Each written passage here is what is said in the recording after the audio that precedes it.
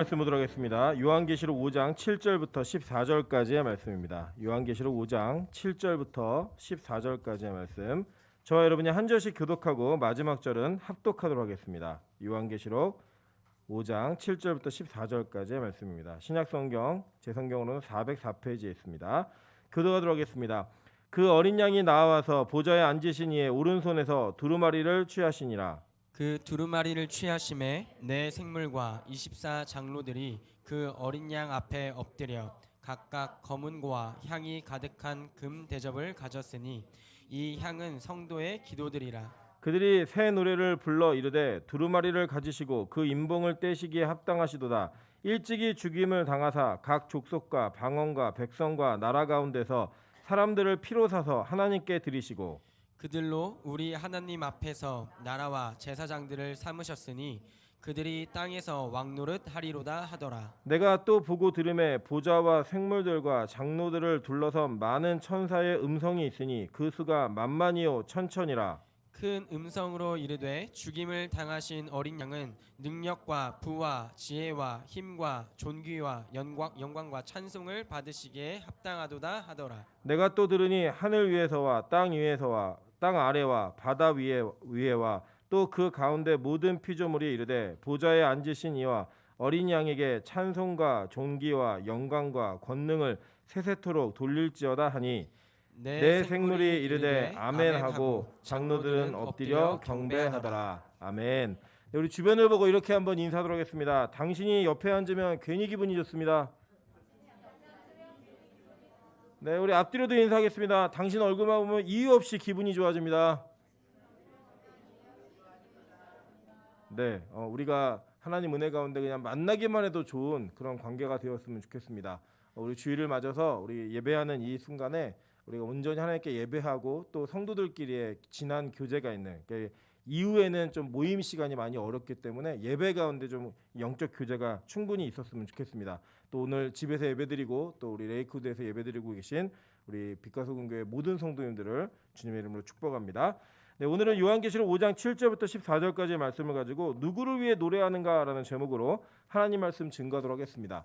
이 요한계시록은 사도 요한이 하나님의 계시를 받아 전 역사 속에 있는 교회들에게 쓴 편지입니다. 그래서 이것은 어느 특정한 시기에 특정한 사람들에게 전달도 되었지만 동시에 그 전달되어진 말씀의 영향력과 그 의미는 지금 이 시대를 살고 있는 저와 여러분에게도 동일하게 나타나고 있다라고 하는 것을 우리는 기억해야 합니다. 그것은 무엇을 우리에게 또 시사하는 것이 있냐면은 이 말씀 가운데 그냥 이것이 옛날에 어떤 한 사람이 그냥 환상을 보았던 말씀으로 끝나는 것이 아니라 오늘 살고 있는 그리고 지금 예배하고 있는 저와 여러분의 모든 예배 가운데 하나님께서 우리에게 원하시는 모습이 있고 이 말씀을 통하여 저와 여러분에게 분명한 하나님의 메시지를 전달하고 있다는 사실을 우리가 깨달아야 된다라고 하는 사실입니다. 그래서 이 전체적인 맥락 속에서 우리가 지금 5장을 되게 오랜 시간 동안 다루고 있는데 천상의 예배, 즉 하늘의 예배가 이 땅에서 어떻게 현현되어지는가를 보시면 되는 거예요. 그러니까 이 요한계시록은요, 여러분이 이해하실 때 무엇을 한 가지를 뛰어넘으셔야 되냐면 이 요한계시록이 시간적인 개념에 갇혀 있는 메시지가 아니라 인류 전 역사 가운데 계시는 이 과거와 현재와 미래를 넘어선 영원이라고 하는 하나님의 개념 속에서 천상의 예배, 즉 완성되어진 교회의 예배가 지금 이 현세에 아직 지상에 완성되지 않은 교회들의 예배 가운데 어떠한 방향을 가지고 나아가야 되는지를 보여주고 있고 또 이 예배와 예배하는 저와 여러분을 어떻게 하나님이 만들어 가실까를 정확히 보여주고 있는 하나님의 일종의 그 예시의 모델이에요. 네, 이렇게 만들겠다라고 하는 하나님의 언약적 선포입니다. 그 선포가 지금 저와 여러분에게 이루어지고 있는 겁니다. 그 가운데에서 이 5장의 전체적인 내용은 전체적인 내용을 좀 딱 중요한 키워드를 정리하면 봉인되어진 두루마리 책과 그리고 어린 양에 대한 이야기입니다. 그리고 이 어린 양은 예수 그리스도이고 또 책의 이야기는 우리 복음이라고 이미 쭉 배워왔습니다. 그런 관계성 속에 오늘 이 어린 양이신 예수 그리스도가 보좌에 앉으신 성부의 오른손에서 두루마리를 취하셔서 그 임봉을 떼시면서 어떤 일을 하시는지를 이제 6장에 쭉 보여주는 거예요. 근데 이 보여주는 6장에 설명하기 이전에 지금 여러분이 읽으신 오늘 7절부터 14절까지의 말씀 가운데 이 봉인을 뗄 그 두루마리 책을 가지신 어린 양에게 모두가 교회 전체가 어떻게 예배하고 있는가 이것을 우리 성경에 있는 요한이 성경의 이 내용을 통해서 우리에게 전달하고 있다라고 하는 것입니다. 특별히 오늘 보시면 8절에 그 두루마리를 취하심에 네 생물과 24 장로들이 그 어린 양 앞에 엎드려 각각 검은 거와 향이 가득한 금 대접을 가졌으니 이 향은 성도들의 기도들이라라고 얘기하면서 이 한 계시 가운데 보여졌던 몇 가지의 내용을 설명하고 있는 것을 보게 됩니다. 먼저 우리는 이 금대접에 대한 이야기를 좀 나누도록 하겠습니다. 우리가 이 땅에 사는 동안에 하나님과의 관계성 속에 우리가 하나님과 실질적인 좀 대화를 한다라고 깊게 느끼는 시간이 언제냐면 바로 기도하는 시간입니다. 이 기도를 하면서 하나님과 여러 가지 대화들을 나누고 또 어떻게 보면 좀 일방적으로 얘기하는 것 같죠, 그죠? 우리가 하나님 부르면 왜 이렇게 대답이 오는 게 아니잖아요, 그죠? 혼자만 계속 말하고 있는 느낌이긴 하지만 그래도 기도를 할 때 나의 형편과 나의 상황이 하나님께 전달되어진다라고 하는 그런 내용들을 우리는 가지고 있습니다. 전통적으로 이 한국의 민족은 기도하는 것에 대한 정성을 너무나 많이 쏟는 것에 우리는 집중을 해왔습니다. 그래서 뭐 지성이면 감천이다라고 얘기해서 우리가 열심히 지성으로 기도를 하면 하늘도 감동한다라고 얘기해서 예전부터 이 민족은 기도라고 하는 것을 굉장히 이렇게 중요하게 여기는 가치를 가지고 살아왔습니다. 그러다 보니까 이 한국 교회가 기도에 있어서 굉장히 큰 강점이 있습니다.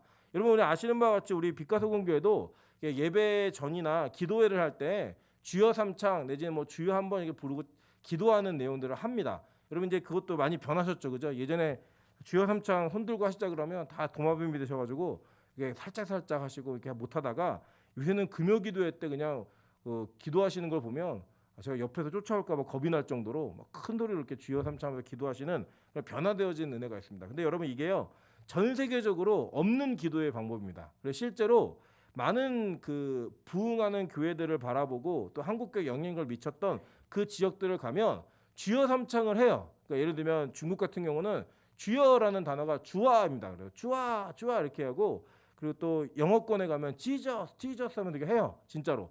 근데 하는데 그걸 뭐라고 얘기하면 코리안 스타일이라고 얘기해요. 그러니까 한국 사람들이 그렇게 기도하는 거예요. 근데 그런 기도를 하는 그 열심히 있는 우리 민족 가운데 기도의 시간이 몇 시간씩 기도하고 뭐 7시간, 8시간씩 기도한다 뭐 이런 목회자들의 이야기를 들으면 막 주눅들기도 하고 또 나도 그렇게 기도를 해야 되지 않을까라고 하는 그런 마음에 우리가 그 기도에 대한 욕심을 갖기도 하고 여러 가지 자극들이 있는 것들을 보게 됩니다. 그렇다면 하나님께서 받으시는 오늘 이 성경을 보니까요. 지금 천사가 지금 뭘 하고 있냐면 그 금대접을 가지고 하나님께 드리는 과정이 있는 거예요. 그러니까 이 기도가 올라가고 있는 과정이 있는 거예요. 향이라고 하는 건 뭐냐면요. 여러분 그 성막 안을 보시면 성막 안에 지성도로 들어가기 전에 성소라는 그 영역에 들어가면 오른편에는 떡상이 있었고 왼편에는 등잔이 있었죠. 그죠? 금초대가 있었고 정면에는 분향단이 있었습니다. 이 분향단에서 피어나는 이 분향단은 그 아무 걸로나 이렇게 향을 피우는 게 아니라 하나님이 정해주신 그 물질들을 이렇게 융합을 해가지고 좋은 향을 내면서 그것으로 인해 이 성소와 지성소가 가득하게 만드는 그 향이 가득하게 만드는 그 효과가 있었다라는 거예요. 이 그것을 모형으로 하여서 성도들의 기도가 하나님께 어떻게 전달되어지는가를 이렇게 그 성경은 우리에게 가르치고 있고 그 내용들을 말하고 있다는 거예요. 그럼 여기서 우리가 알 수 있는 건 뭐냐면 하나님이 받으시는 기도가 있다라는 거예요. 하나님이 연락하시고 수납하시는 기도가 있다라고 성경은 우리에게 분명히 가르치고 있다라는 겁니다. 우리 요한복음 14장 13절부터 14절에 보면 이렇게 얘기합니다. 너희가 내 이름으로 무엇을 구하든지 내가 행하리라. 이는 아버지로 하여금 아들로 말미암아 영광을 받으시게 하려 함이라. 내 이름으로 무엇이든지 내게 구하면 내가 행하리라 라고 얘기합니다. 그죠? 그러니까 우리가 예수 믿는 사람들이 기도를 할 때 이 세상 사람들의 기도와 다른 특징 중에 하나가 뭐냐면 반드시 마지막에 뭐라고 얘기하죠? 예수님의 이름으로 기도합니다. 예수 그리스도 이름으로 기도합니다. 이렇게 예수의 이름으로 기도한다라고 하는 그 관용구와 같은 그 구절이 그냥 어떤 예의적인 차원이 아니라 예수님께서 우리에게 가르치는 말씀하신 거예요. 내 이름으로 구하라고. 그러면 반드시 그걸 이루겠다라고 말씀하셨고 조건을 뭐라고 다셨냐면 너희가 내 이름으로 무엇을 구하든지 내가 행하겠다라고 얘기하셨어요. 되게 기분 좋으시죠, 그죠? 야, 지금부터 예수 이름으로 구하면 다 이루어지겠구나 라고 우리는 생각할 수 있습니다. 여러분 그렇게 기도 많이 해보셨죠, 그죠? 여러분 기도 응답이 다 됐던가요? 아니죠, 그죠? 여러분 얼굴 예뻐지게 해서 지금부터 기도해 보세요. 아닙니다. 늙기만 하죠. 절대 예뻐지지 않아요. 살 빠지게 해주세요. 기도해도 안 빠집니다. 안 먹어야 빠져요.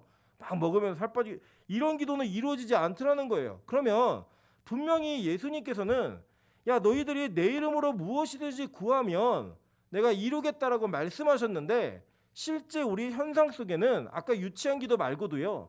우리가 간절히 기도를 하는데 이루어지지 않는 기도도 있더라는 거예요. 때로는 늦게 이루어지는 것도 있지만 마지막까지도 이루어지지 않는 기도도 있습니다.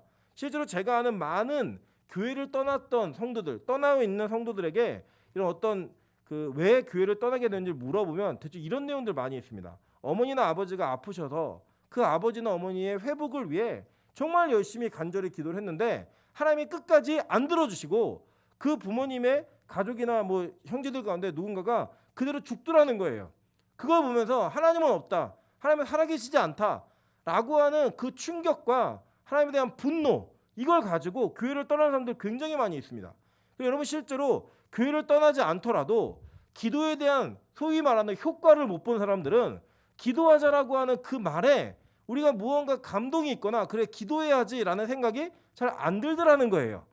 우리가 이 실제 우리 현실 속에서는요, 우리가 하는 대부분의 기도가 다 응답되는 게 아닙니다. 물론 뭐 응답의 시기가 있기 때문에 나중에 또 응답될 수도 있다라고 얘기는 하지만 실제로 그 기도를 하고 있는 사람에게는 그 말이 확신으로 다가오지가 않는 거예요. 아 그냥 내 한풀이 하는 것 같고 그냥 속이라도 시원하고 이 정도의 개념으로 우리가 기도를 이해하고 있다는 겁니다. 그런데 예수님께서 이렇게 말씀하시고 난 뒤에 기도에 대한 모범을 보이셨어요. 모범.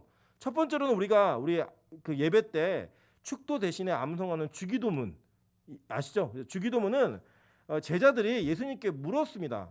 예수님 우리에게 기도를 좀 알려주십시오라고 물었어요. 왜 그렇게 물었냐면 그 당시에 유대인들 공동체 속에서는 무엇이 있었냐면 자신들이 모이는 목적과 자신들과 하나님과의 관계성에 대한 목적을 얘기하는 자신들만의 슬로건과 기도의 내용들이 다 있었어요. 그러니까 예수의 무리가 생기니까 예수의 제자들이 생기니까 예수의 제자들이 묻는 거예요. 뭐라고 물었냐면 하나님 우리는 어떤 목적으로 모인 겁니까? 우리는 어떤 목적을 가지고 구하는 겁니까? 라고 질문을 던진 겁니다. 그 질문에 예수님께서 대답하시는 내용이 우리가 가르치는 주기도문이에요. 이 주기도문은 우리 모든 성도들의 기도의 모범입니다. 모범. 여러분 뭐 대표 기도를 잘 못한다, 대표 기도 어떻게 하면 잘할 수 있느냐, 내 개인 기도 어떻게 하냐, 그거 여러분 고민하지 마시고 주기도문을 근거로 주기도문을 뼈대로 거기에다 살을 붙이시면 그게 기도예요. 기도. 그래서 그렇게 출발하시면 됩니다. 우리 주기도문은 제가 오늘 여기서 강의를 시작하면 또 주님 오실 때까지 요한계시록 계속해야 될 그런 가능성이 있기 때문에 주기도문은 따로 이제 우리 성경 공부도 있고 배우는 시간이 있으니까 그때 배우시고 예수님이 그 주기도문 우리 가르치신 기도 말고 직접 하신 기도의 모범을 통하여 우리의 기도가 왜 응답되지 않고 있는가, 그리고 하나님은 어떤 기도에 말씀하신 대로 무엇을 구하든지 응답하시는가, 이 내용들을 조금 살펴보도록 하겠습니다. 오늘 마태복음 26장 39절에 보면 이렇게 얘기합니다. 조금 나아가서 얼굴을 땅에 대시고 엎드려 기도하여 이르시되 내 아버지여 만일 할만하시거든 이 잔을 내게서 지나가게 하옵소서. 그러나 나의 원대로 마옵시고 아버지의 원대로 하옵소서 하시고 라고 얘기했습니다. 여러분 이게 예수님의 아주 절대절명의 기도가 담겨져 있는 내용입니다. 여기 성경 다른 성경들을 비교해 보면 이 겟세마네 동산에서 했던 그 기도는 예수님의 땀방울이 핏방울이 될 정도로 그렇게 기도하셨다라는 거예요. 여러분 가끔 우리도 남자들도 경험해 본 적 있으시죠? 운동을 안 하다가 열심히 하면 목에서 막 피 맛이 나고 기도도 막 안 하다가 열심히 기도를 하면 막 이렇게 피 맛이 나는 그런 느낌을 가질 때가 있습니다. 그런데 예수님의 기도는 어느 정도의 기도였냐면 땀이 핏방울처럼 바뀌어지는 그런 기도의 절대절명의 기도가 있었다라는 거예요. 근데 그 기도의 내용이 뭐냐면요, 예수님은 누가 뭐래도 십자가 지는 것을 싫어하셨습니다. 그걸 원하지 않으셨어요. 그게 어떤 감정인지 우리가 정확하게 알 수는 없지만 예수님이 십자가 지시는 것 자체를 굉장히 부담스러워 하셨습니다. 그래서 주님 할만하시거든, 하나님 할만하시거든 이 잔을 내게서 좀 피하게 도와주십시오 라고 기도를 했어요. 그런데 그 진짜 기도의 내용은 뭐예요? 뒤에 보니까 뭐라고 담겨 있어요? 그러나 나의 원대로 마옵시고 아버지의 원대로 하옵소서라고 얘기하고 있어요. 그죠?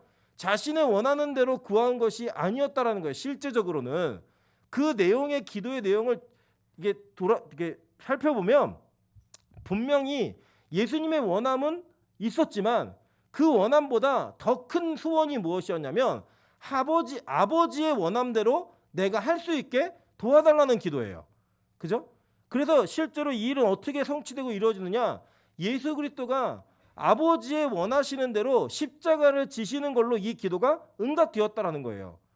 여러분, 이렇게 예수님은 분명히 자기 이름으로 구하면 무엇이든지 주겠다라고 말씀을 하셨음에도 불구하고 예수님의 기도는 그 원하는 것들을 구하는 그 가운데 자신의 원함이 아닌 하나님의 원함이 나의 원함이 될 수 있도록 기도하셨다라는 거예요. 여러분, 이게 굉장히 중요한 내용입니다. 실제로 하나님은요, 우리에게 응답을 하실 때 그 하나님의 언약의 관점을 넘어서는, 그러니까 언약 약속이라고 하는 개념을 넘어서는 기도는 응답하지 않으십니다. 예를 들어 볼까요? 우리가 지나가다가 뭐 마음에 드는 사람이 있을 수 있죠, 그죠? 그래서 우리가 처녀총각들이 기도하는 거예요. 하나님, 나 저 남자와 저 여자와 결혼하고 싶습니다. 근데 알고 봤더니 그 남자나 그 여자가 유부남이나 유부녀예요. 그러면 그 이후의 기도는 계속 돼야 돼요, 안 돼야 돼요? 안 돼야 되죠. 제가 예전에 어떤 경험이 있냐면 저희 교회 부목사님 사모님이 정말 너무 미인이셨어요. 근데 동안이셔가지고 청년부에 같이 이제 오셔서 예배를 드리시니까 어떤 한 불신자가 교회에 놀러 왔다가 그 사모님을 보고 너 반해가지고 그 열심히 온 거예요. 그냥 말은 못하고 이렇게 소심한 사람들이 있거든요. 주변에 앉고 막 좋아하고. 그래 결국 알고 봤더니 사모님인 거 알고 충격받아고 교회를 안 오는 이런 일이 벌어졌던 경우가 있습니다. 근데 여러분, 실제로 그런 상황 가운데서 우리가 그 상황 속에서 우리의 기도가 하나님의 언약이라는 관점을 넘어서면 그 기도는 아무리 열심히 해도 유효하지 않더라는 거예요. 여러분, 실제로요, 하나님께서는 출애굽할 때 이스라엘 백성들을 건지시는 그 건지심의 은혜를 베푸시는 근거가 분명히 있었어요. 한번 볼까요? 출애굽기 22장 23절부터 25절입니다. 여러 해 후에 애굽 왕은 죽었고 이스라엘 자손은 고된 노동으로 말미암아 탄식하며 부르짖으니 그 고된 노동으로 말미암아 부르짖는 소리가 하나님께 상달된지라. 하나님이 그들의 고통 소리를 들으시고 하나님이 아브라함과 이삭과 야곱에게 세운 그 언약을 기억하사 하나님이 이스라엘 자손을 돌보셨고 하나님이 그들을 기억하셨더라라고 얘기해요. 그죠? 하나님께서는 어떤 기도나 그냥 원하는 대로 다 들어주시는 게 아니라 하나님의 언약의 관점 안에서 이 내용들을 응답하시고 반응하면서 그 언약을 근거로 우리에게 응답하시더라는 거예요. 자, 그렇다면 우리의 기도의 내용이 어떻게 보면 상당히 제한되어질 수 있다라는 거예요. 하나님의 언약을 알아야 되니까. 그래서요, 여러분, 말씀을 근거하지 않은 기도는 잘못된 방향으로 갈 가능성이 상당히 큽니다. 그리고 우리 빛과 소금 교회가 이게 말씀을 듣고 난 다음에 기도를 하고 예배 이후에 기도를 하고 말씀이 없는 기도를 추구하지 않는 이유가 무엇이냐면 저와 여러분에게 일종의 가이드라인이 없는 거예요. 어떻게 기도를 해야 되는데 기도의 매뉴얼이 없는 상태에서 마구잡이의 기도를 하다 보면 자신의 욕심과 욕망이 기도 안에 투영되어서 실제로 이 땅에서 하나님께서 우리에게 허락되지도 않고 원하시지도 않는 기도의 방향을 가지고 나아갈 수 있다는 거예요. 그래서 저는 참 감사한 게 그래도 여기 빛과 소금 교회 이렇게 헌금 봉투나 여러분이 기도 제목들을 내시는 걸 보면 아, 그래, 이런 기도는 하나님 좀 들어주셔야지, 이런 기도는 할 만한 기도다라고 하는 기도 제목들이 대부분입니다. 그래서 너무 감사해요. 근데 여러분, 실제로요, 많은 교회들이 헌금을 내고 그 헌금의 봉투에 자신의 기도 제목을 쓴 내용들을 살펴보면 정말 유치하고 이게 정말 예수를 제대로 알고 있는가, 말씀에 근거한 기도의 내용인가라고 의심될 만한 그런 기도의 제목들이 상당히 많더라는 거예요. 여러분, 우리가 이 땅의 안녕과 하나님의 지키심과 보호하심과 하나님의 복을 구하는 기도는 충분히 할 수 있습니다. 그런데 그 기도의 가치와 내용이 정말로 언약적 관점에서 보았을 때, 성경의 말씀의 관점으로 보았을 때 해도 되는 기도인가, 이것을 정말 붙들고 나아가야 되는 기도 제목인가를 다시 한번 잘 점검해 보시자는 거예요. 여러분, 실제로요, 우리 안에 이제 어떤 기도 제목도 있냐면 이런 거예요. 하나님 좋은 아파트 살게 해주세요. 좋은 차 사게 해주세요. 이런 기도 제목들, 물론 필요에 따라 할 수도 있죠.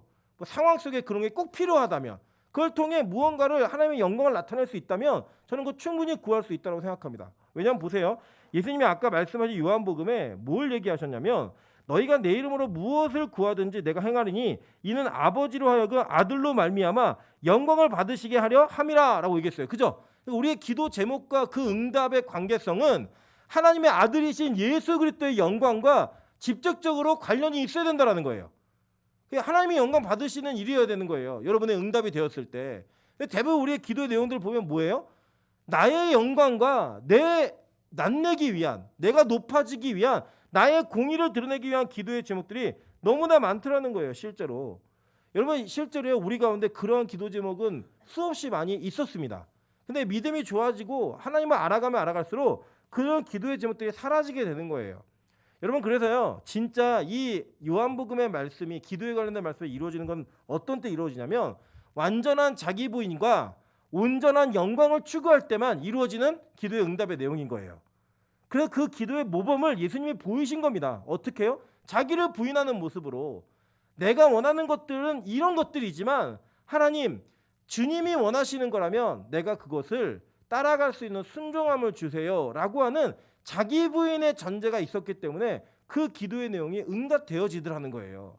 그리고 여러분의 기도가, 상당수의 기도는 하나님께 상달조차 되지 않고 하나님이 그냥 보시지도 않는 그런 스팸과 같은, 여러분 스팸 문자 잘 안 보시잖아요, 그죠? 일단 070 전화 오면 안 받으시잖아요. 그 안 받는 것처럼, 보지 않는 그런 메시지처럼 여러분의 수많은 기도가 나의 욕심과 나에게 근거한 기도의 제목들은 하나님 펴보지도 않으시는 거예요, 그냥. 그리고 여러분, 기도할 때 반드시 언약적 관점으로 이해하셔서 그 기도를 해야 된다는 겁니다. 그런데 오늘 이 요한계시록에 나와 있는 이 기도, 금대접에 담겨 있는 기도는 도대체 어떤 기도인가? 이 내용들을 좀 살펴보도록 할게요. 계시록 6장 9절부터 11절에 기도에 대한 내용들이 나옵니다. 다섯째 인을 떼실 때 내가 보니 하나님의 말씀과 그들이 가진 증거로 말미암아 죽임을 당한 영혼들이 제단 아래에 있어 큰 소리로 불러 이르되 거룩하고 참되신 대주제여, 땅에 거하는 자들을 심판하여 우리 피를 갚아주지 아니하시기를 어느 때까지 하시려 하나이까 하니, 각각 그들에게 흰 두루마기를 주시며 이르시되 아직 잠시 동안 쉬되 그들의 동무 종들과 형제들도 자기처럼 죽임을 당하여 그 수가 차기까지 하라 하시더라 라고 얘기해요. 자, 지금 누군가가 다섯째 인을 뗄 때 하나님께 막 큰 소리로 기도하고 있는데 그 내용이 뭐냐면, 하나님, 우리가 하나님의 말씀을 지키고 증인되어진 것 때문에 죽었습니다. 억울한 죽음을 언제까지 당해야 됩니까? 이거 언제 갚아주실 거예요? 라고 얘기했더니 하나님이 그 수가 차기까지 기다리라 라고 얘기하시는 거예요. 여러분, 이거를 이제 신천지는 어떻게 이해하고 가르치냐면, 좀 들어놓으시면 좋아요. 왜냐면 이게 얼마나 허상인지를 말씀을 드릴게요. 지금 여기 보면은 이 말씀을 근거로요, 신천지 사람들은요, 이 땅에 살고 있는 14만 4천이라고 하는 숫자의 6과 하늘의 순교자들의 14만 4천이 동일해지면 그들의 영과 우리의 6이 합쳐져 가지고 영원히 사는 존재가 된다는 거예요. 그러니까 지금 우리 이 땅을 살고 있는 그 영은 우리의 영이 아니에요. 하늘의 영이 와야지만 실제 영이 돼. 이거 신천지의 가르침이에요. 성경이 아니고 그들이 그렇게 가르치면서 14만 4천이라는 숫자를 그렇게 강조하는 거예요. 근데 이제 교세가 커져가지고 20만이 넘어버리니까 당황했던 거예요. 당황한 거예요. 이렇게 커질 줄 몰랐거든요, 사실. 그래갖고 지금 뭘 하냐면 그 14만 4천 원에 들기 위해서 전도하는 거 몇 포인트, 그리고 뭐 성경 시험 봐서 몇 등 하면 몇 포인트, 포인트를 줍니다. 그 포인트를 줘가지고 그 포인트가 많이 쌓인 사람은 14만 4천 원에 들어가는 거고 못 쌓인 사람은 못 들어가는 거예요. 그래서 제가 여러분 정말 진심으로 권면드리는 거는, 공부가 은사가 아닌 분들은 신천지 가시면 안 돼요. 거기 가갖고도 천대박대 당합니다. 멸시천대 당하고 너는 14만째 못 들어온 애야. 이게 되게 자존감이 상하는 그런 일이 일어나요. 그래서 실제로 신천지 사람들은요, 장애인이나 지적 능력이 떨어진 사람 전도 안 합니다. 아예 가능성이 없으니까. 이단들. 여러분, 그건 이게 아니고요. 실제 여기 보면요, 이 하늘에 있는 죽임을 당한 영혼들이요, 그 하늘에서 이 하나님의 구원받기에 약정되어진, 그러니까 예정되어진 자들 있잖아요. 그 예정되어진 자들의 사명이 다 감당될 때까지 하나님 기다리시는 거예요. 무슨 말이냐면, 하나님이 우리 요한계시록 배우실 때 처음에 제가 그런 얘기 드렸죠. 하나님의 의도 속에서 요한계시록은 창세기보다 먼저 앞서 있었어요. 그죠? 내가 이렇게 새하늘과 새 땅을 완성하겠다라고 하나님이 작정하시고 창조를 시작하신 거예요. 그래서 이 천국에 들어갈 하나님의 백성들은 이미 결정되어져 있고, 그 결정되어진 예정에 따라 하나님이 역사 속에 누군가를 기다리시는 거예요. 그리고 그 영혼들을 다 준비해 놓으신 거예요. 예를 들어서 제가 구원받기로 작정되었다라고 하는 그 예정이 맞다면, 하나님은 아예 창조 전부터, 태초 이전부터 내가 1978년도 12월 4일 날 임철이라고 하는 아이를 한 목회자의 집안에서 태어나게 해가지고 그 사람의 인생을 이렇게 만들어서 뭐 40대 초반에는 빛가수 공개 담임 목사를 오게 해가지고 내가 그를 빚고 만들어서 뭐 제가 몇 살까지 산다 할까요? 뭐 너무 일찍 죽으면 또 저희 아내가 섭섭해할 테니까 제가 항상 얘기하는 게 있거든요. 제가 죽고 난 다음에 보험금을 네가 쓸 수 있을 때, 그런 건강이 있을 때 내가 죽을게, 이런 얘기 하거든요. 그러니까 한 80, 그래도 저희 아내 75살이니까 80 정도에 그냥 데려가시는 거, 하나님이 데려가시기로 작정되어진 거예요. 그렇게 작정되어진 그 작정이 여러분 각자 모두에게 다 있는 거예요. 저에게만 있는 게 아니라 그 작정되어진 모든 숫자가 차기까지, 어떤 이들은 정말 그런 일이 있을 수도 있겠지만 순교하는 사람도 있겠고, 여러분 그냥 뭐 여러분의 사명대로 살다가 죽는 사람도 있겠고, 병에 걸리는 사람도 있겠고, 여러 가지 케이스가 다 있겠죠. 그 작정하심이 이루어질 때까지, 하나님의 때가 이루어질 때까지 기다리시는 거예요. 그래서 여러분 이 날은요, 여러분이 기도를 열심히 한다고 땡겨지지 않아요. 여러분이 최선을 다해 노력한다고 하나님이 오시는 날을 정해놓으신 걸, 마지막 구원의 날 정해진 게 앞당겨지지 않는 거예요. 가끔 뭐 이렇게 개념 없는 선교단체에서 열심히 우리가 전도하면 주님이 빨리 오신다 이런 얘기하는데 말도 안 되는 얘기입니다. 하나님은요, 자신이 정해놓은 뜻을 우리의 상황에 맞춰서 변개하시는 분이 아니에요. 여러분 만약에 그렇게 변개하신다면 하나님이 저와 여러분을 구원하시겠습니까? 그렇게 맨날 죄 짓는데. 오늘도 우리 기도자가 기도할 때 뭐라고 해요? 죄에 깨어지고 부서지는 그 심령의 고백이 있잖아요. 진짜 여러분 공감되지 않으세요? 여러분의 고백 같지 않으세요? 여러분이 하나님이시라면 여러분의 구원을 벌써 취소했어요. 만약에 하나님 변개하시는 분이라면요, 그게 이루어질 수가 없는 거예요. 그래서 하나님은 자신의 뜻이 온전히 이루어질 때까지 그 날을 정해놓고 기다리고 계신 거예요. 참으라는 거예요. 그래서 좀 기다리라는 거예요. 때로는 이거 이해 안 가는 거예요. 하나님의 때와 시를 이해하는 게 참 힘들어요. 여러분 한번 보세요. 아까 우리 출애굽기 잠깐 읽었지만 하나님이 그 언약을 기억하시면 당장 구원하시지, 이걸 기억하시면서 하신 일이 뭔지 아세요? 레위 남자와 레위 여자가 결혼하게 하셨어요. 그 태어난 애가 뭐예요? 모세. 그 태어나면서부터 애가 갑자기 나자마자 내가 주님의 뜻을 얘기하겠습니다 그러면서 아버지 어머니 순복시키고 사람들만 이끌면 얼마나 좋아요. 그렇게 안 해요. 40년은 과로의 궁중에서 40년은 광야에서 훈련한 다음에 80이 돼서야 하나님의 글을 부르셔서 쓰시더라니까요. 그래 이렇게 하나님이 기억하신 다음에 그래 내가 응답할게 라고 해서 우리가 열매를 보는 건 언제 뒤였어요? 80년 뒤였어요. 출애굽기 백성들이. 그러니까 그때와 시는 하나님의 시간표입니다. 여러분이 정하는 게 아니라고요. 그래서 여러분의 기도는 하나님의 뜻에 우리의 삶이 변화지고 맞춰지는 것에 목적이 있는 것이지, 내가 뭔가를 열심히 해가지고 그것을 땡겨오는 게 아니라는 거예요. 지성이면 감춘이다. 이거는 옛날 샤머니즘에 기인한 이야기고 하나님과의 관계 속에 일어난 일이 아니에요. 물론 이럴 수는 있습니다. 갑자기 불현듯이 여러분의 기도에 막 불이 붙는 거예요. 기도가 잘 되고 막 기도하고 싶고 막 기도 없으면 죽을 것 같고 막 이런 느낌이 들 때가 있을 거예요. 여러분 한 번도 경험해 보신 적 없으시겠지만 막 기도에 불이 붙어갖고 하나님 막 기도를 시키세요. 그럴 때 왜 그러느냐? 하나님의 때가 가까우니까 우리에게 기도의 영을 부어주시는 거예요. 그래서 기도하게 만드시는 거예요. 그래서 그 과정을 통하여 당신의 뜻이 이루어지는 겁니다. 실제로 보세요. 여기 계시록 8장 3절부터 5절에 이렇게 얘기합니다. 또 다른 천사가 와서 제단 곁에 서서 금향료를 가지고 많은 향을 받았으니 이는 모든 성도의 기도와 합하여 보좌 앞 금 제단에 드리고자 함이라. 향연이 성도의 기도와 함께 천사의 손으로부터 하나님 앞으로 올라가는지라. 천사가 향로를 가지고 제단에 불을 담아다가 땅에 쏟음에 우레와 음성과 번개와 지진이 나더라 라고 얘기해요. 자, 여러분 이거 지난번에 우리 배우셨지만 이 계시록 8장에 나와 있는 기도는 뭘 가르치고 있냐면 기도의 내용과 기도의 열매가 뭔지를 보여주고 있는 거예요. 그렇게 하나님의 때를 위해 기도한 성도들의 기도가 하나님께 올라가니까 하나님이 천사 보고 어떻게 명령하셨냐면, 야 너 향로에 있는 향로에다가 제단불을 담아다가 땅에다 갖다 쏟아버려. 그 쏟아요. 쏟으니까 어떤 일이 벌어졌어요? 우레와 음성과 번개와 지진이 나더라 라고 얘기해요. 이게 뭐냐면 하나님의 임재가 있었을 때 구약 시대에 일어났던 일들이에요. 다. 이걸 뭘 상징하느냐? 주님의 재림이 이루어지는 거예요.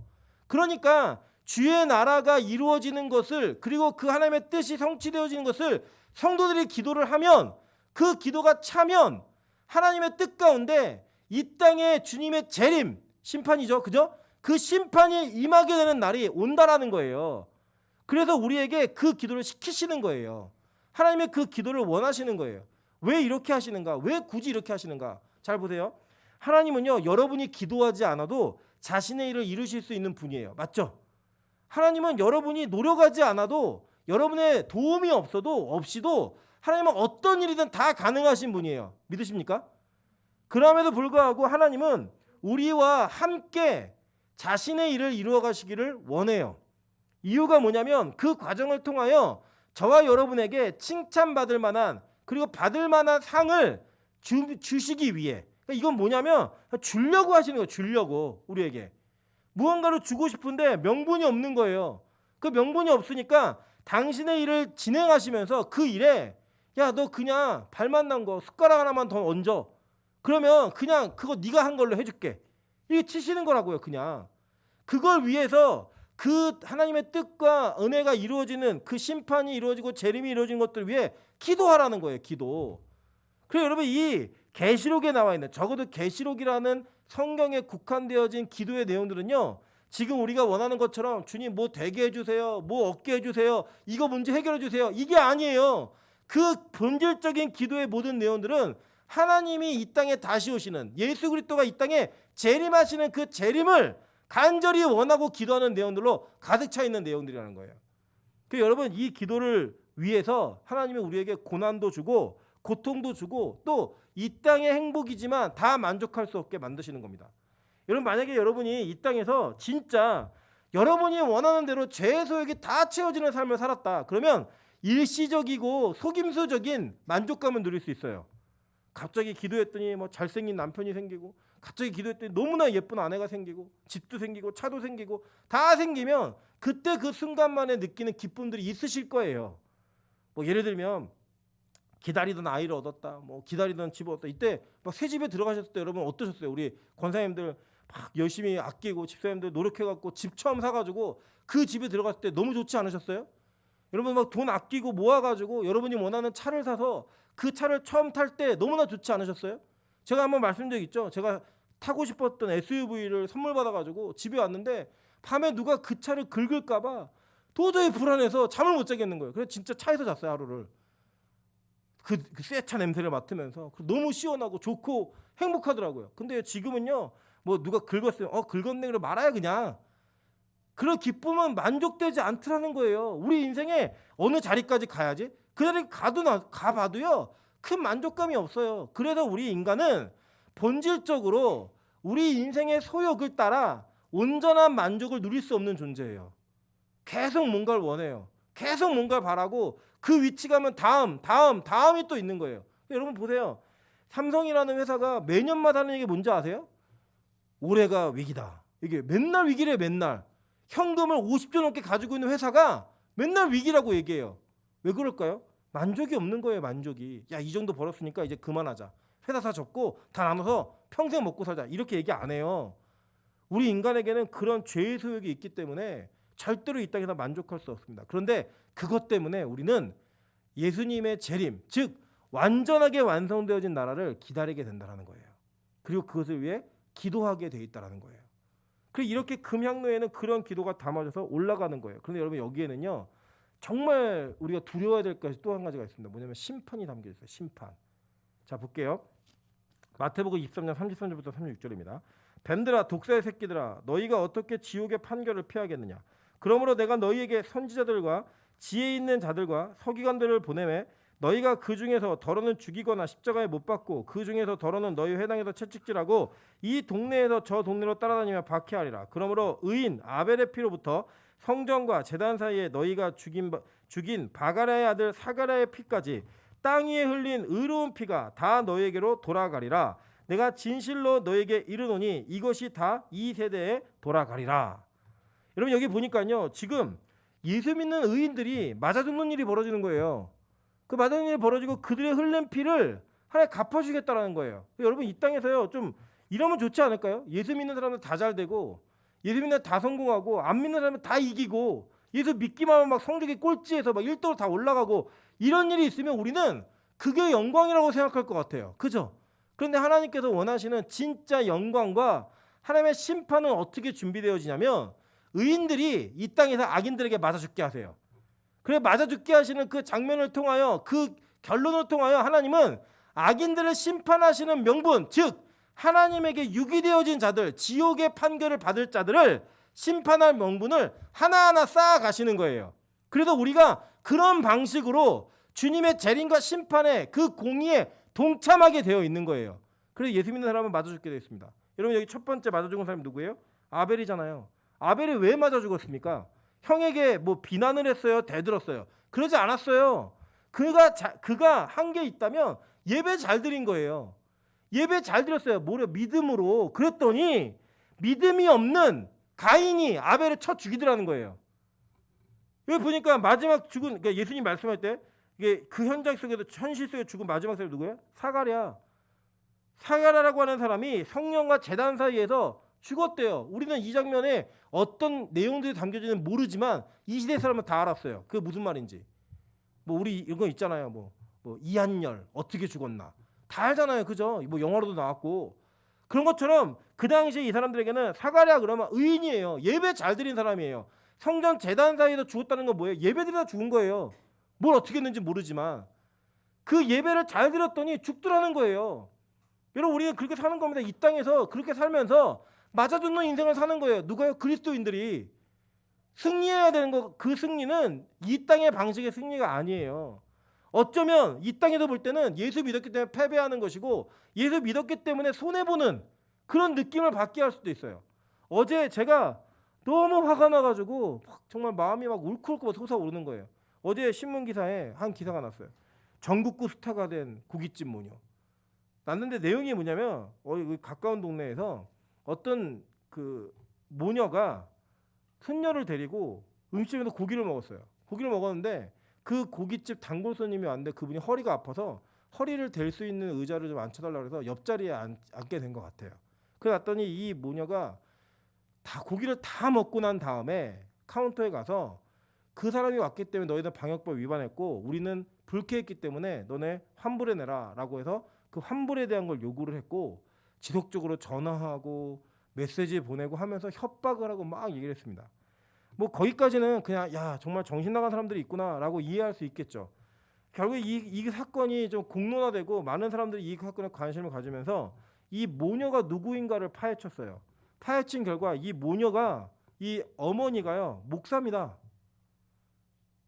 그래서 그 뒤부터 목사라는 신분이 들통나고 심지어는 뭐 시인에다가 뭐 간호조무사 자격증까지 있고 뭐 장관상까지 받고 시집도 내고 각각 맞는 많은 좋은 기사들이 쏟아지는 목사였고요.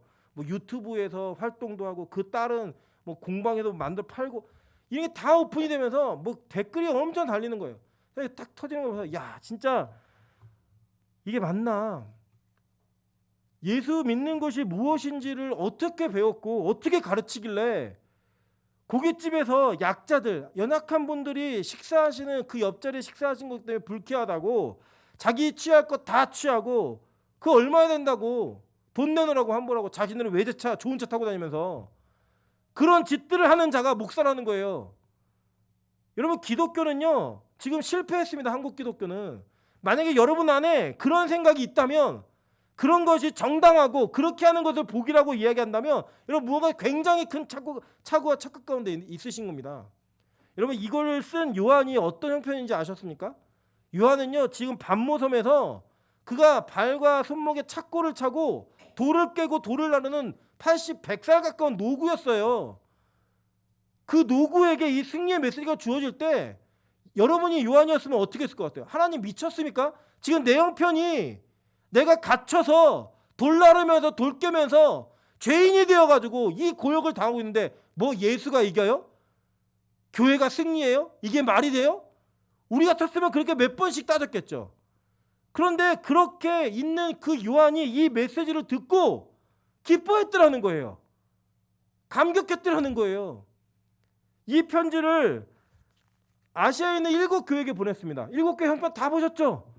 교회들이요 예수 믿는다는 그것 때문에 사회 속에서 소외당하고 왕따당하고 자기의 생업을 잃고 심지어 맞아 죽고 그런 일들에 비일비재했던 교회들이요 이 편지를 볼 때 야구르지 않았겠어요? 야 지금 놀리냐? 이렇게 고통스럽고 고난받고 있는데 뭐 우리가 승리한다고? 보이는 게 없잖아. 결국 그들은 그렇게 고통받는 가운데 죽어갔습니다. 눈으로 그들이 살아있는 시간 동안에 이거 못 봤어요. 현재 시간 속에서는. 근데 그들은 뭘로 봤는지 아세요? 믿음으로 올 나라를 본 거예요. 그래서 그 고통을 참아낸 거예요. 맞아 죽으면서도 그 맞아 죽음을 감당해낼 수 있었던 거예요. 제가 여쭤보겠습니다. 여러분, 이 소아시아에 있었던 7교회와 그들이 가졌던 믿음과 지금 우리 빛과 소금 교회, 그리고 여러분이 가지고 있는 믿음이 동일하다고 생각하십니까? 만약에 그 동일함이 없다면 우리는 이 요한계시록을 수천 번 수백 번 본다 할지라도 이 성경이 말하고 있고 약속하고 있는 하나님의 백성 14만 4천의 주인공은 아닐 거라는 거예요. 적어도 저와 여러분의 기준 속에서는, 하나님의 기준 속에서는 우리는 감히 하나님 내가 반드시 천국에 가야 됩니다라고 말할 수 없는 그런 모습이 우리 안에 있을 수 있다는 거예요. 저희 아내가 저한테 가끔씩 좀 이렇게 뼈 아픈 조언을 할 때가 있어요. 아니 왜 운전만 하면 목사가 아닌 사람이 되냐고. 저는 너무 화가 나요. 막 이렇게 운전하다가 고속도로 1차선에서 60km로 주행하고 있는 차를 볼 때 막 분노가 치밀어요. 받아버릴까 막 이런 생각이 들고, 옆에 하다만 빵빵 누르고, 저희 아내가 너 목사야 얘기할 때 그때 맞아 나 목사지 막 이런 생각이 들어갖고 절제를 해. 절제를 안 돼요. 이게 잘 안 참아져요. 우리 안에 그런 죄성이 있더라는 거예요. 여러분, 아이들도 마찬가지예요. 제가 어린이집 선생님을 신방을 해갖고 같이 만나 대화를 하는데 충격적인 이야기를 들었습니다. 저희 찬수가 어린이집에서 자기가 뭐 정리하라 그러면 그거 귀찮아가지고 옆에 있는 친구가 정리를 하고 있을 때 걔한테 칭찬한대요. 야, 너 대단하다. 너 진짜 잘한다. 너 캡이다. 그러니까 얘가 기분이 좋았고 찬수가 또 치워준대요. 그거 보고 있는 거예요. 그거를. 악합니다. 5살인데요. 악해요. 얼마나 악한지 우리 인간이 그래요. 죄성이. 내가 희생하고 내가 수고하고 내가 참는 게 죽기보다 싫은 거예요. 그게 우리 인생이에요. 그게 우리 인생. 그런 모습이 우리 안에 있으면서 우리는 지금 요한계시록을 읽고 있는 거예요. 여러분, 저와 여러분이 이 장면 속에서 우리가 참 많은 것을 느껴야 된다고 생각합니다. 결국은요, 우리는요, 이 심판 속에서 내가 누군가에게 심판을 받을 만한 기도를 받고 있질 않은지 고민해 보세요. 진짜로. 저는 많아요. 그래서 회개해야겠다고 생각했어요. 회개. 야, 진짜 회개해야겠구나. 내가 누군가에게 억울하게 당한 일, 내가 누군가에게 희생하지 못하고 죽지 못한 일, 이것 때문에 만약에 내가 구원받을 자가 아니라 주님 다시 오시는 날 심판받을 자라면, 의인의 피를 흘리게 한 자라면 제가 하나님께 정말 갚아야 될 것들이 많지 않을까요? 여러분, 이게 한 목사의, 한 이렇게 실패한 목사의, 정말 좌절하고 있는 목사의 모습이기만 할까요? 여러분, 저와 여러분의 모습 가운데 이런 모습이 정말 없으실까요? 다시 한번 고민해 보시자는 거예요. 말씀이 들려질 때 그게 기독교인인 겁니다. 그게 그리스도인인 거예요. 그러면서요, 저는 이 뒤에 있는 말이 더 감사합니다. 9절에 보니까요, 그들이 뭘 불렀대요? 새 노래를 부르는 거예요. 새 노래를 부르면서 불러 이르되 두루마리를 가지시고 그 인봉을 떼시기 합당하시도다. 일찍이 죽임을 당하사 각 족속과 방언과 백성과 나라 가운데서 사람들을 피로 사서 하나님께 드리시고 그들로 우리 하나님 앞에서 나라와 재산들을 삼으셨으니 그들이 이 땅에서 왕노를 하리로다 하더라라고 얘기해요. 자, 여기 새 노래가 나왔어요. 새 노래를 부르는데 이 새 노래라라고 하는 것은 그 헬라어로는 카이넨이라는 단어인데 질적인 차원의 새로움이에요. 그러니까 뭐 노래를 부르는데 완전히 질적 차원, 야, 이거 완전 새 거네라고 얘기할 때 그런 느낌이에요. 질적인 차원의 완전히 다른 개념. 이 새 노래를 부르는데요, 제가 성경에서 새 노래라고 하는 단어가 나오는 구약과 신약의 모든 구절을 다 기록해놨습니다. 자, 근데 그 내용들 한번 보실게요. 쭉 읽을 거예요. 보세요. 시편 33편 1절부터 3절입니다. 너희 의인들아 여호와를 즐거워하라. 찬송은 정직한 자들이 마땅히 할 바로다. 수금으로 여호와께 감사하고 열줄 비파로 찬송할지어다. 새 노래로 그를 노래하며 즐거운 소리로 아름답게 연주할지어다. 여호와의 말씀은 정직하며 그가 행하시는 일은 다 진실하시도다. 그는 공의와 정의를 사랑하시며 세상에는 여호와의 인자하심이 충만하도다라고 얘기하면서 시편 33편의 전체 내용이 뭐냐면 악인 가운데 의인을 건지시는 구원을 노래하는 거예요. 자, 시편 40편 1절부터 3절입니다. 내가 여호와를 기다리고 기다렸더니 귀를 기울이사 나의 부르짖음을 들으셨도다. 나를 기가 막힐 웅덩이와 수렁에서 끌어올리시고 내 발을 반석 위에 두사 내 걸음을 견고하게 하셨도다. 새 노래 곧 우리 하나님께 올릴 찬송을 내 입에 두셨으니 많은 사람이 보고 두려워하여 여호와를 의지하리로다 라고 얘기했어요. 그죠? 자, 여기도 보니까 뭐에서 건졌어요? 기가 막힐 웅덩이와 수렁에서 건진받는 구원이 있었을 때 새 노래를 불렀습니다. 시편 96편 1절부터 3절입니다. 새 노래로 여호와를 노래하라. 온 땅이여 여호와께 노래할지어다. 여호와께 노래하며 그 이름을 송축하며 그의 구원을 날마다 전파할지어다. 그의 영광을 백성들 가운데 그의 기이한 행적을 만민 가운데서 선포할지어다 라고 얘기해요. 그죠? 뭘 노래하래요? 구원을 노래하래요. 그죠? 시편 114편 9절부터 11절입니다. 하나님이여 내가 주께 새 노래로 노래하며 열줄 비파로 주를 찬양하리이다. 주는 왕들에게 구원을 베푸시는 자시요 그의 종 다윗을 그 해하려는 칼에서 구하시는 자신이다. 이방인의 손에서 나를 구원하여 건지소서. 그들의 입은 거짓을 말하며 그 오른손은 거짓의 오른손이다 라고 얘기했어요. 자, 11번 볼게요. 시편 149편 1절부터 4절입니다. 할렐루야 새 노래로 여호와를 노래하며 성도의 모임 가운데서 찬양할지어다. 이스라엘은 자기를 지으신 이로 말미암아 즐거워하며 시온의 주민은 그들의 왕으로 말미암아 즐거워할지어다. 춤추며 그 이름을 찬양하며 소고와 수금으로 그를 찬양할지어다. 여호와께서는 자기 백성을 기뻐하시며 겸손한 자를 구원으로 아름답게 하심이로다. 아멘. 지금 나와 있는 이 시편에 있는 모든 새 노래에 대한 개념은요, 다 하나님의 구원을 노래하는 노래인 거예요. 그냥 뭐 기분이 좋다고 새 노래가 아니라 그 구원을 경험한 사람만이 부를 수 있는 노래, 그게 바로 새 노래인 거예요. 완전 질적인 차원의 다름이 있는 노래인 거예요. 여러분 저는요 이게 좀 관심이 있는 게 저는 이제 뭐가 좀 부럽냐면 제가 그 노래를 잘 못해요. 노래를 잘 못하다 보니까 노래 잘하는 사람에 대한 엄청난 부러움이 있습니다. 그래갖고 노래를 특별히 이제 막 기타 치거나 막 피아노 자기가 치면서 노래하는 사람들 되게 꼴보기 싫어요. 예. 막 그 기타 부셔버리고 싶고 막 그래요. 제가 못하니까. 그런데 왜 그게 부럽나 봤더니 설교는 1시간을 해도 막 감동해하지 않고 그냥 지루하게 가는 경우도 있는데 노래 한 곡은 사람들을 5분 내, 뭐 3분 내, 심지어는 뭐 10초 이때 사람들에게 감동을 주는 그 감동의 은혜가 있어요. 근데 감사하게 우리 빛과 소금 교회는 희한하게 생긴 거와는 다르게 음악을 잘하는 사람들이 많아요. 예. 보세요. 뭐 생긴 거로 보면은 우리 명수 형제가 어떻게 음악을 해요? 음악을 해요. 그죠? 그리고 뭐 민정 집사가 무슨 음악을 하고 먹을 거면 먹을 줄 알았는데 음악에 재능이 진짜 많아요. 그리고 뭐 여러분 모르시면 저 방송이라는 은수자매 전공이 작곡입니다. 작곡. 뭐 혜영이 플룻 했고요, 그죠? 또 음악 중에 누구? 우리 가수가 둘이나 있어요. 아내도 노래를 하고 저기 요새 새로 오고 있는 우리 동아 형제도 가수예요, 현직 가수. 노래를 그렇게 하는 사람들 자꾸 불러주세요. 그리고 제가 굉장히 위축돼요. 꼴보기 싫어요 다. 예. 저는 못하는 거를 다 잘하니까. 근데 저는 기대감이 있어요. 뭐가 있냐면 하나님이 빛과 소금 교회에 새 노래, 즉 구원받은 찬양을 노래하는 노래를 이 교회에 허락하시겠구나 라고 하는 기대감과 확신이 있습니다. 그래서 여러분 진짜 이 교회에 정말 하나님의 구원을 경험한 자들이 하는 새 노래가 울려 퍼질 거라 저는 진짜 믿고 있습니다. 여러분 그걸 위해서요 지금 훈련하는 거예요. 그걸 위해서 지금 하나님이 우리에게 일하고 계신 거예요. 아직 우리의 구원이 온전하지 아니하고 우리의 믿음이 온전치 않기 때문에 제가 열지 않을 뿐이에요. 기술적으로 뭐 스킬로만 따지면 지금에도 상관없어요. 그러나 그게 아니라 정말 새 노래일까? 정말 새 노래인가? 이걸 보는 거예요.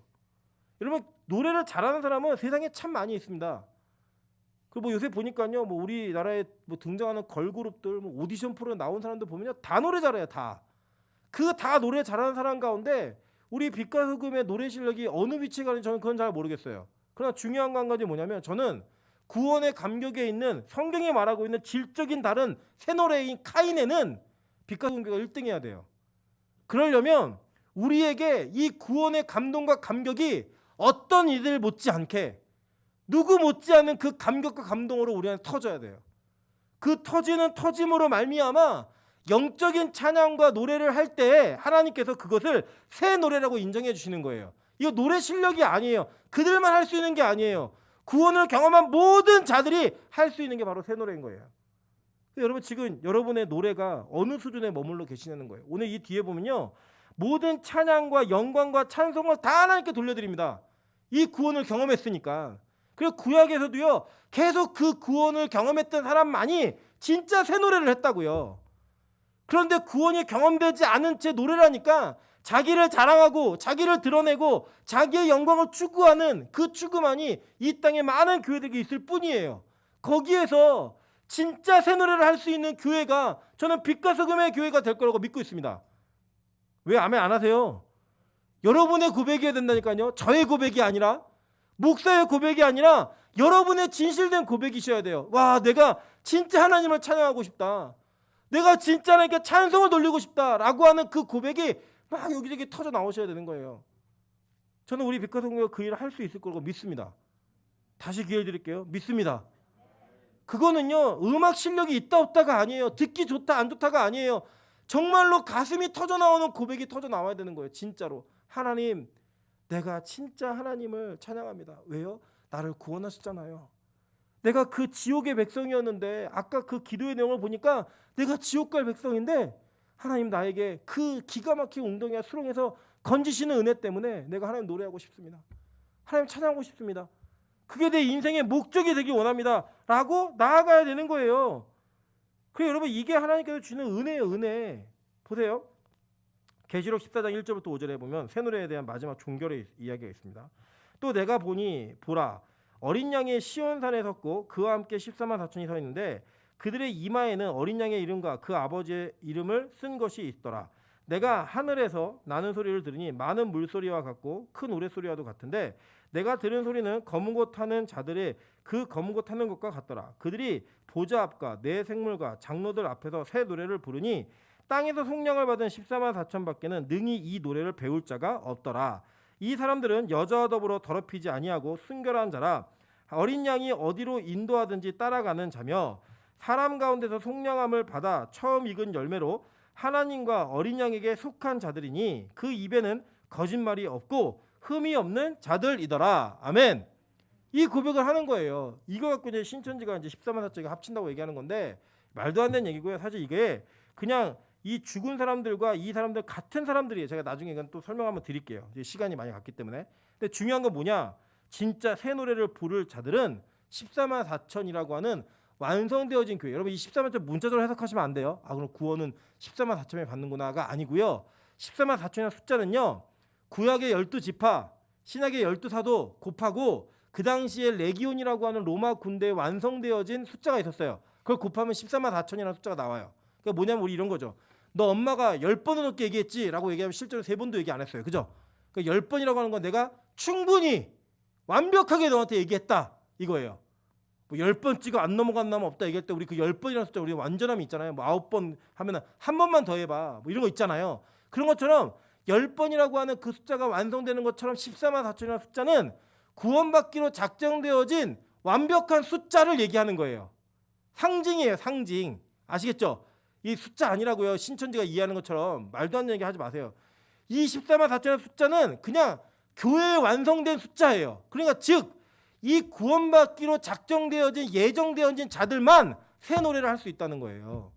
그래서 여러분, 새 노래는요 선택사항이 아니에요. 반드시 다 하셔야 돼요. 다 하셔야 돼요. 우리가 이 땅에서 참 노래 많이 합니다.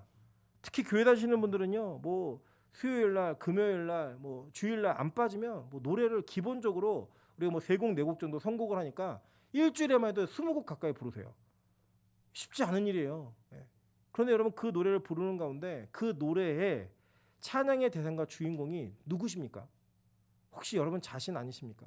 내 만족을 위해, 내가 원하는 것들을 이루기 위해, 내가 드러나기 위해, 나 이만큼 잘한다고 뽐내기 위해, 여러분 만약에 찬양하고 계시다면 여러분 다 옛 노래 하고 계신 거예요. 옛사람을 노래하는. 우리 가운데 여전히 변하지 않은 내 자아, 온전하지 않은 그 믿음의 여정들이 때로는 가장 하나님을 찬양하고 새 노래를 할 수 있는 가장 고귀한 자리에서 나를 노래하고 나를 기뻐하는 자가 될 수 있다는 거예요. 저는 우리 빛과 소금에 그러한 불행한 낙오자가 한 사람도 없기를 주님의 이름으로 축원합니다. 여러분의 찬양이 진심이었으면 좋겠고 진짜였으면 좋겠고 그 고백이 온전함이었으면 좋겠는 거예요. 오늘 요한은 이 책을 읽고 있는 모든 성도들에게, 그리고 저와 여러분에게 하늘의 예배를 제시해 줍니다. 그리고 새 노래가 누구에게 들려지고 있는지를 계속 설명해요. 그 설명하면서 우리에게 도전하는 거예요. 지금 너네 교회는 누굴 노래하고 있니? 지금 너는 누구를 노래하고 있니? 넌 무엇을 위해 노래하고 있니? 라고 물어보는 거예요. 요한이 아니라 실질적으로는 하나님이 우리에게 물으시는 거예요. 내가 받는 예배는 이런 예배야. 내가 받는 노래는 이런 노래야. 너 이렇게 노래하고 있니? 하나님이 우리에게 주신 누구에게나 있는 이 악기로서, 우리의 몸이라는 악기로서 하나님 우리를 찬양해야 합니다. 그분만을 노래해야 합니다. 그분께만 영광을 돌려야 합니다. 그래서 이렇게 얘기하는 거예요. 12절부터 제가 읽을게요. 큰 음성으로 이르되 죽임을 당하신 어린 양은 능력과 부와 지혜와 힘과 존귀와 영광과 찬송을 받으시기에 합당하도다 하더라. 또 내가 들으니 하늘 위에와 땅 위에와 땅 아래와 바다 위에와 또 그 가운데 모든 피조물이 이르되 보좌에 앉으신 이와 어린 양에게 찬송과 존귀와 영광과 권능을 세세토록 돌릴지어다 하니 내 생물이 이르되 아멘 하고 장로들은 엎드려 뭐 했어요? 경배하더라 라고 하면서 온전히 하나님만을 예배하는 거예요. 하나님만을. 그 여러분, 역사를 통틀어 모든 예배의 주인은 하나님 외에는 아무도 안 계십니다. 하나님 외에는 아무도 안 계세요. 그리고 저와 여러분은 적어도 매 주마다 우리는 그 하나님께 예배하고 있는 겁니다. 그래서 우리의 예배 태도가 달라져야 하는 거예요. 우리의 예배 태도가 하나님께 더 진지해야 하는 거예요. 우리 예배 태도가 하나님만을 사랑하는 마음으로 드려져야 되는 거예요. 무엇을 입었느냐, 어떻게 하고 왔느냐, 이런 것들을 여러분에게 말씀드리고 싶지 않습니다. 하나님 마음을 받으시는 분이기 때문에. 근데 그 마음이 진심이라면 적어도 여러분의 예배는 여러분의 일주일의 삶 가운데 가장 최고의 시간이어야 합니다. 여러분의 예배의 태도와 마음은 적어도 여러분이 이 세상에 어떤 일을 쫓고 열심히 하는 것보다 하나님을 향한 뜨거움이 있어야 돼요. 예를 들어 내가 나가서 운동하고 놀 힘은 있는데 예배할 힘은 없다? 여러분 실패하신 거예요. 내가 누군가의 약속은 철두철미하게 지키는데 지각하고 있다. 여러분 예배 실패하신 겁니다. 내가 나를 위해서 먹고 쓰는 것은 아낌없이 쓰면서 헌금은 주님 앞에 드리는 물질은 벌벌 떨고 아끼고 있다. 여러분 예배 실패하신 거예요. 최고의 예배를 받으실 만한, 여러분의 최선의 최고를 받으실 만한 자격이 충분히 합당하신 분이 바로 하나님이십니다. 아멘이십니까? 그 하나님께 예배하십시오. 그래서 진짜 노래할 수 있는, 진짜 생활할 수 있는 저와 여러분이 되시기를 주님의 이름으로 축원합니다. 같이 한번 찬양으로 기도하도록 하겠습니다. 이 찬양이요, 옛날에 있었던 찬양.